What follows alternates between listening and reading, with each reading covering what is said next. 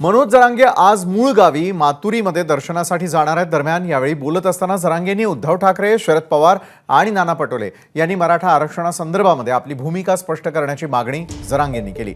दरम्यान विरोधक भूमिका स्पष्ट करत नसतील तर सरकारनं आरक्षणाचा प्रश्न मार्गी लावावा असं मनोज जरांगेंनी सांगितलं। दरम्यान 29 तारखेला बैठकीमध्ये 288 उमेदवार उभे करण्यासंदर्भात निर्णय घेणार असल्याचं देखील जरांगेंनी पुन्हा एकदा स्पष्ट केलेलं आहे। शरद पवार साहेब, उद्धव ठाकरे साहेब आणि नाना पटोले साहेब यांनी स्पष्ट भूमिका करावी। सगळे सोयऱ्यांचा शब्द नाही ऐकला मी, देखील मी ऐकलो स्वतः।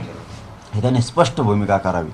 ओबीसीतून मराठ्यांना आरक्षण द्यायचंय म्हणते त्या, तर तुमची भूमिका काय हे मी ऐकलं, मी स्वतः ऐकलं।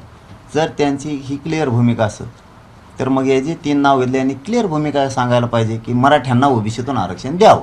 आणि जर ते म्हणत नसतील तर सरकारने बिनधास्त मराठ्यांना ओबीसीतून आरक्षण दिलं पाहिजे। कोणाची वाट बघायची गरज नाही, कोणाचं मत घ्यायची गरज नाही आणि कोणापासून काही गुंतलेलं सुद्धा नाही। मराठ्यांनी तुम्हाला बहुमत दिलेलंच। 29 ऑगस्टला महाराष्ट्रातली बैठक होती, त्या दिवशी ठरलं जाणार आहे 288 उभा करायची का पाडायची।